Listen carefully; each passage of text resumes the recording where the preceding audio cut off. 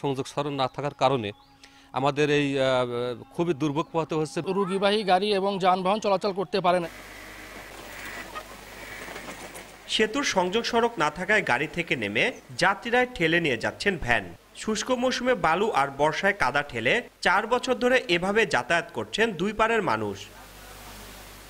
সিরাজগঞ্জের উল্লাপাড়ার সরাতল গ্রামের সঙ্গে অলিপুর সহ 10টি গ্রামের যোগাযোগ সহজ করতে 2020 সালে ফুলজো নদীর উপর একটি সেতু নির্মাণ করা হয়, কিন্তু ভূমি অধিগ্রহণ জটিলতায় দীর্ঘদিন পেরিয়ে গেলেও হয়নি সংযোগ সড়ক।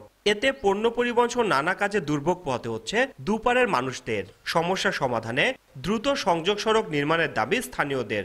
সংযোগ সড়ক না থাকার কারণে আমাদের এই খুবই দুর্ভোগ পোহাতে হচ্ছে। ব্রিজটা এখন আমাদের গলার কাটার মতন হয়ে গেছে। রোগীবাহী গাড়ি এবং যানবাহন চলাচল করতে পারে না এবং শিক্ষা প্রতিষ্ঠান যাওয়ার ক্ষেত্রে ছেলেমেয়েরা অনেক অসুবিধায় ভোগাতে হয়। যাতায়াত করার মতো পরিস্থিতি হয় নাই, দুই পাশের রাস্তাগুলো হয় নাই।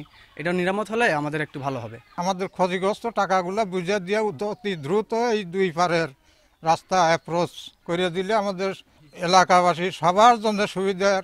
স্থানীয় সরকার প্রকৌশল অধিদপ্তর বলছে, অর্থ ছাড়ের জন্য মন্ত্রণালয়ে আবেদন পাঠানো হয়েছে। দ্রুতই শুরু করা হবে সংযোগ সড়কের কাজ। ল্যান্ড নেগোসিয়েশনের যে প্রাক্কলনটা কমপ্লিট হয়েছে আমরা হাতে পেয়েছি, হাতে পেয়ে আমরা পিডি মহোদয় বরাবর পাঠাইছি টাকা ছাড়ের জন্য। উনি মিনিস্ট্রিতে পাঠিয়েছে, টাকাটা ছাড় হলেই আমরা টাকা ডিসি মহোদয় বরাবর ট্রান্সফার করে দেব এবং উনি 8 ধারা জারি করে আমাদের জায়গাটা বুঝাই দেবে। আর জায়গাটা বুঝে পেলে আমাদের এখন সবকিছু প্রস্তুতি ঠিক আছে, আমরা অ্যাপ্রোচটা শেষ করে ফেলতে পারবো। জেলার ফুলজো নদীর ওপর 54 মিটার দৈর্ঘ্যের সেতুটি নির্মাণে ব্যয় ধরা হয়েছে প্রায় 2,63,00,000 টাকা। রিঙ্কু কুণ্ডু, সময় সংবাদ, সিরাজগঞ্জ।